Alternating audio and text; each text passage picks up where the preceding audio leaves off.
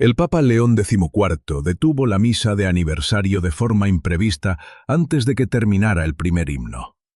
Un ujier guiaba a Margaret Collins, una viuda de 76 años, hacia la salida lateral. En sus manos llevaba un pequeño crucifijo de madera que antes colgaba en la cocina parroquial de San Mateo, en Pensilvania.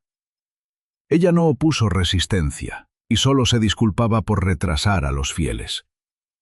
Durante 38 años sirvió comidas allí, en una cocina equipada con muebles que hizo su difunto esposo, James. Pero esa mañana todo estaba cerrado. El programa benéfico para ancianos se había suspendido y el sacerdote Daniel Mercer preparaba la apertura de una supuesta residencia de retiro antes de las 7 de la tarde. El pontífice había viajado hasta allí con el único propósito de bendecir el santuario recién remodelado. Nadie le había informado de que Margaret había sido expulsada del consejo parroquial bajo acusaciones de mezclar los fondos de la iglesia con rencores personales.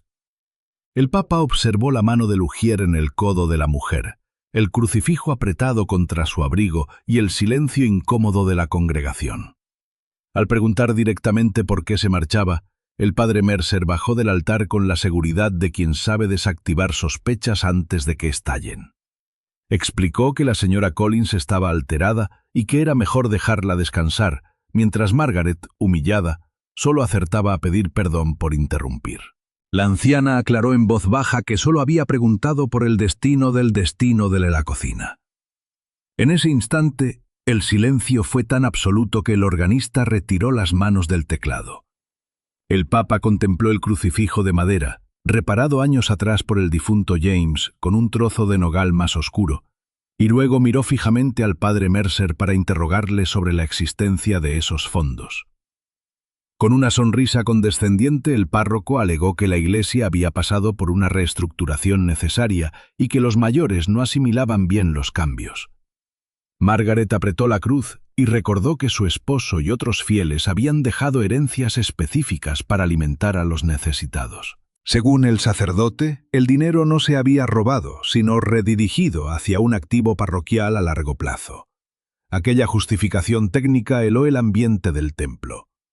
Sin formular más preguntas, el pontífice caminó por el pasillo central, tomó el crucifijo de las temblorosas manos de la viuda y leyó la inscripción tallada en el reverso que decía «Para los que no tienen mesa».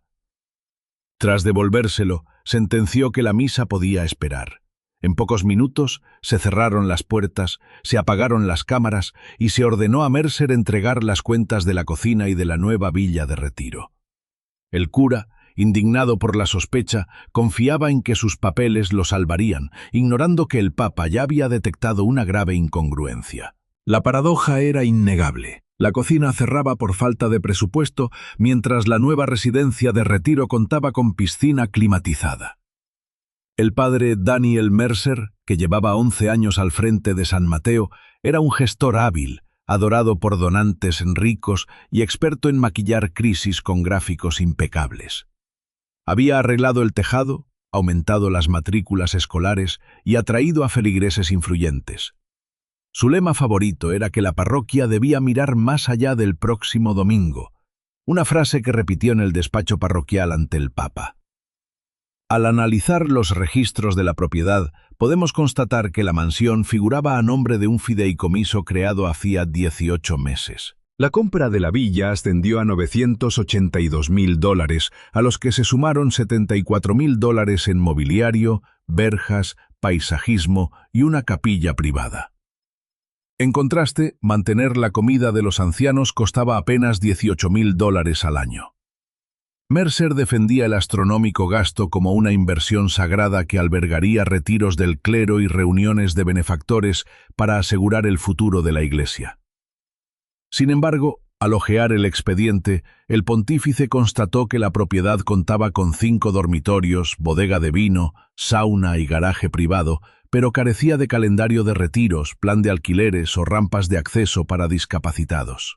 Entre las facturas habituales figuraba el pago mensual de un chef privado 2 veces por semana. Al ser preguntado sobre quién habitaba la casa, el clérigo aseguró que nadie residía allí de forma fija. Ante la cuestión de quién dormía en el lugar, Mercer titubeó antes de responder que solo lo hacía él cuando necesitaba privacidad para atender asuntos de la parroquia. Admitió tener ropa allí por comodidad y haber aprobado personalmente la compra de los muebles de diseño. Paul Hennessy, el responsable financiero de la diócesis, intervino para aclarar que todo era legal y nadie había robado dinero en efectivo. El Papa escuchó en silencio y luego exigió ver el documento original de las donaciones. La tensión en el despacho se hizo insoportable al desvelarse las condiciones de los legados. Aunque algunas aportaciones eran libres, James Collins había dejado $140.000 específicos para la cocina de los ancianos. A esa suma se añadieron las pensiones de 4 viudas, el seguro de vida de un obrero jubilado y la venta del camión de Evelyn Price. Todos esos cheques se ingresaron en una cuenta de uso restringido que, apenas 6 meses después, fue vaciada por completo para financiar el fideicomiso de la mansión. Mientras el contable Hennessy limpiaba nervioso sus gafas, Mercer mantuvo la calma y alegó que una parroquia sin recursos influyentes no podía alimentar a nadie. Sentada junto a la pared, Margaret sostenía el crucifijo de madera sobre su regazo, mientras el pontífice le preguntaba si le habían advertido que su dinero financiaría una vivienda. Ante su negativa, se constató que los otros grandes donantes habían fallecido antes del cierre de la cocina sin saber nada. El padre Mercer justificó la maniobra alegando que los sentimientos no podían dictar la economía parroquial y que actuaron con prudencia. Era la coartada perfecta de la burocracia, decisiones legales tomadas por administradores insensibles al dolor de los ancianos. Convencidos de poder aplacar el escándalo, Mercer sugirió abrir la cocina un día a la semana y Hennessy propuso crear un comité. Un abogado sugirió posponer la inauguración, pero el Papa ignoró el consejo y preguntó a Margaret dónde solía estar colgado aquel viejo crucifijo. Ella relató que James lo talló para Daniel cuando éste aún estudiaba en el seminario. Al escuchar su nombre, el sacerdote levantó la vista alarmado, un detalle que no escapó al análisis del pontífice. Tras una breve duda para proteger a su antiguo protegido, la mujer confesó que el joven almorzaba a diario en su hogar antes de ser ordenado. Mercer cerró de golpe sus carpetas, recordando que la bendición estaba prevista para las 7 de la tarde. El Papa miró el reloj de pared. Eran las 11:18 de la mañana, y sentenció que aún tenían tiempo. El Papa solicitó entonces que le mostraran el antiguo comedor social. El recinto olía a polvo acumulado, metal frío y desinfectante cítrico, rastro del abandono tras 9 semanas sin actividad. Margaret conservaba la llave original atada a su muñeca con una cinta azul. Aunque Mercer había cambiado los cerrojos, esa llave aún abría una puerta de servicio. El panorama interior era desolador. Mesas plegadas, bandejas embaladas para subasta y neveras desconectadas. En el tablón aún colgaba el menú de la última semana, que prometía sopa, pastel de carne y un dulce para el cumpleaños del señor Nolan. De forma inconsciente, Margaret colgó su abrigo y revisó los mandos de los fogones ante la mirada del Papa. Al preguntarle por qué seguía acudiendo cada jueves a pesar del cierre, ella explicó que debía revisar las latas de conserva para que no se echaran a perder. Le habían arrebatado su espacio, pero no su vocación de auxilio. En una estantería le mostró los recipientes personalizados con los nombres de los beneficiarios. Comida sin sal para Helen, puré para George y un pan extra para el señor Bell. El Papa sostuvo uno de los envases y quiso saber dónde se alimentaban ahora. Margaret admitió con tristeza que algunos dependían de servicios municipales, otros temían a los extraños y 3 de ellos ya no respondían al teléfono. Fue entonces cuando apareció la contable despedida con pruebas clave. Linda expuso ante el pontífice que las cuentas del comedor eran perfectamente viables gracias a las donaciones de alimentos y al trabajo voluntario. Los $18.000 anuales solo cubrían luz, gas y suministros. El cierre no obedecía a la falta de fondos, sino a la intención del párroco de vaciar el ala del edificio para alquilarla a empresas privadas. La codicia era doble. El dinero de los ancianos costeaba la villa señorial y, además, Se pretendía privatizar su cocina para eventos comerciales. Al revisar el inventario de la subasta, el Papa descubrió en el lote 47 el crucifijo tallado de Margaret, valorado cruelmente en la irrisoria cifra de $25. Agotada por las revelaciones, la viuda se sentó en silencio y dejó de justificar las acciones del cura. Explicó que James talló el crucifijo para recordar al joven seminarista sus orígenes humildes antes de ser ordenado. Al examinar la madera desgastada, el pontífice localizó un mensaje casi borrado que imploraba a Daniel mantener un lugar para los desamparados. Detrás del lujo actual se escondía una traición imperdonable. La madre de Mercer era una obrera textil enferma, y los Collins alimentaron al joven durante años, pagando incluso sus estudios. En su primera misa, aquel sacerdote hoy codicioso había prometido ante esa misma mesa que ningún anciano de su comunidad volvería a comer en soledad. Si esta historia les trae a la mente a alguien cuyo silencioso sacrificio fue borrado por el tiempo, les invito a escribir su nombre en los comentarios para que su memoria siga viva. El Papa León XIV le preguntó a Linda si quedaba algún registro de aquellos años. Ella abrió el viejo archivo y halló una fotografía de la primera misa de Mercer. El joven aparecía entre James y Margaret bajo el crucifijo de la cocina, sonriente y sosteniendo un plato de comida. Al reverso escrito por él mismo decía: «Jamás olvidaré quién me alimentó». El Papa colocó la foto junto a la lista de subastas.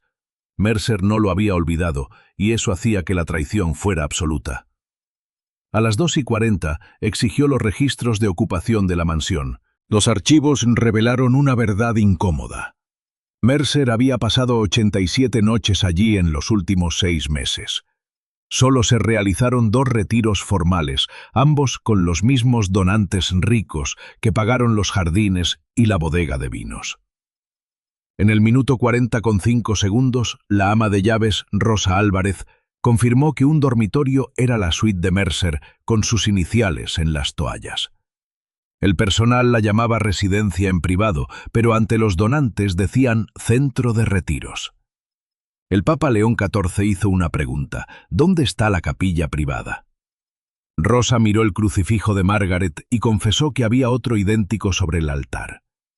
James había tallado 2 cruces, una para la cocina y otra de ordenación para Mercer. Aquella cruz personal de Mercer terminó oculta tras los muros de la gran mansión. A las 5:10 de la tarde, el Papa León XIV tomó su decisión definitiva. La inauguración no se cancelaría, sino que continuaría exactamente según lo planeado. Todos los donantes, miembros del consejo parroquial, funcionarios diocesanos y periodistas locales invitados tendrían permitido el ingreso. Sin embargo, antes de que el padre Mercer bendijera la casa, Margaret Collins entraría con el crucifijo de la cocina, y nadie saldría hasta responder una sola pregunta frente a quienes financiaron las paredes. A las 6:45 se abrieron las puertas de hierro. Los invitados pasaron junto a una fuente de piedra grabada con el nombre de Casa de Renovación San Mateo. Vestido con un traje negro impecable y su alzacuello romano, el padre Mercer intentaba aparentar absoluta tranquilidad. Saludaba a los donantes con calma, pero la tensión en su cuello se hizo evidente cuando el Papa León XIV llegó acompañado por Margaret. Ella vestía su abrigo gris de siempre.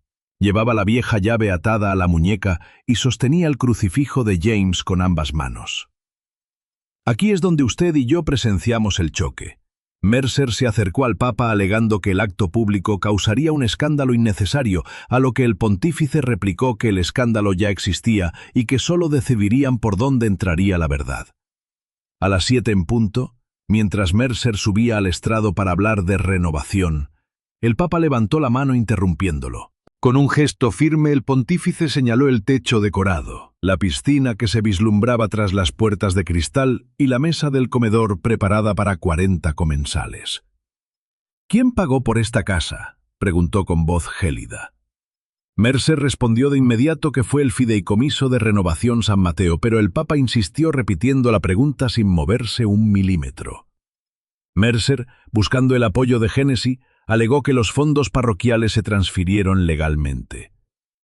En ese instante, Margaret colocó el desgastado crucifijo de madera de James sobre la mesa de mármol de Carrara, donde el tosco objeto lucía fuera de lugar.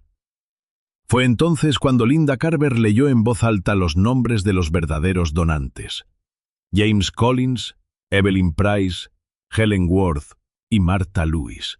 A medida que resonaba cada nombre, los presentes identificaban a una familia, un funeral o un banco vacío en el templo. El Papa instó a Mercer a repetir sus argumentos de defensa. El sacerdote balbuceó que la parroquia debía mirar más allá del próximo domingo, pero su tono ya no transmitía seguridad alguna. El Papa León XIV se dirigió hacia la capilla privada seguido por la multitud. Sobre el altar de mármol colgaba el segundo crucifijo tallado por James. Al reverso se leían las palabras «Para Daniel». El pontífice lo llevó al salón junto a la cruz de la cocina. Uno fue hecho para un sacerdote y el otro para los hambrientos. Ambos terminaron en una mansión pagada con el pan de los desamparados. Fijando su mirada inquisitiva en el acusado, el Papa León XIV le preguntó directamente si sabía quién había costeado sus años de seminario. Mercer admitió que sí, con la mirada fija en las cruces, y también confesó saber qué condiciones había puesto James Collins para dejar ese dinero. Tampoco lo había consultado con su viuda. Si nos detenemos a examinar este momento de tensión, comprenderemos la gravedad de sus respuestas. Mercer intentó justificarse diciendo que buscaba asegurar el futuro parroquial, pero Margaret, sin asomo de ira, sentenció que él ya tenía algo que alimentaba a la gente. Esa simple frase derrumbó su defensa. No fueron las auditorías ni las toallas bordadas, sino una viuda recordándole que su labor humilde ya era sagrada. Sin levantar la voz ni permitir que el encuentro se tiñera de venganza, el Papa le ordenó al sacerdote que mirara a Margaret y le dijera qué se había comprado exactamente con la herencia de su esposo. Mercer balbuceó que la donación había servido para adquirir la mansión. «¿Y qué cerraste para lograrlo?», inquirió el pontífice. «El programa de comidas», admitió Mercer con los ojos cerrados. El Papa se alejó de él y se dirigió solemnemente a toda la sala, declarando que la propiedad no sería bendecida como un retiro privado. A partir del día siguiente, la Junta de Fideicomisarios diocesanos asumiría el control independiente del lugar, y las habitaciones residenciales se transformarían en hogares de tránsito para ancianos convalecientes. El lujoso comedor de la finca volvería a acoger de inmediato el programa de alimentos clausurado, devolviendo los espacios a quienes realmente los financiaron. El Papa anunció que la cocina parroquial reabriría sus puertas en un plazo máximo de 7 días.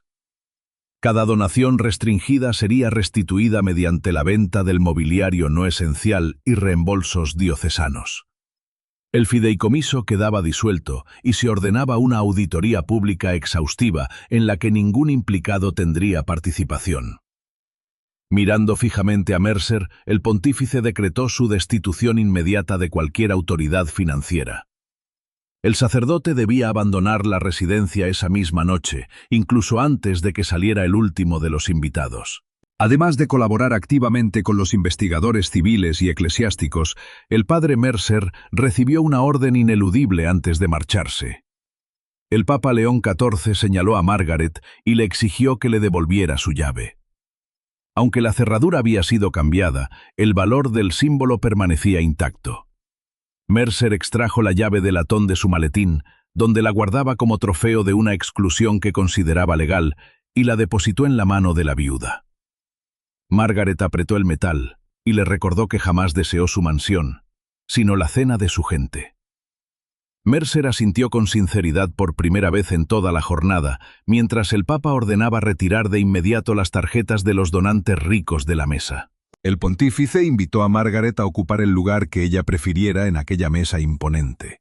Acto seguido, ordenó llevar la comida al exterior, donde varios autobuses acababan de traer a los ancianos que solían depender de la cocina de la iglesia. En menos de 20 minutos, el elegante comedor se llenó de andadores, bastones, tanques de oxígeno y abrigos desgastados. El señor Nolan se sentó bajo una lámpara de araña que costaba más que su primer automóvil, mientras la hermana de Helen tocaba la servilleta de lino con incredulidad. Margaret no buscó la cabecera, prefirió caminar entre las mesas sirviendo té y ofreciendo pan. El Papa observó cómo ella retomaba una labor que otros consideraban insignificante. El crucifijo de cocina de James fue colgado solemnemente sobre el dintel de la puerta principal. El Papa colocó la cruz de ordenación de Mercer en la silla vacía donde se esperaba al sacerdote. Nadie se burló de él, pero el asiento vacío decía que era suficiente. 7 semanas después, el cartel de hierro de la entrada cambió su nombre a Casa San José, un lugar en la mesa. La piscina se transformó en sala de terapia, la bodega en almacén de alimentos y la suite en área de convalecencia. La cocina original también reabrió. Usted y yo podemos comprender ahora que algunas puertas conservan su significado incluso cuando cambian de cerradura. Bajo la cruz restaurada de la estufa, una nueva línea grabada decía: «Su lugar estuvo aquí desde el principio».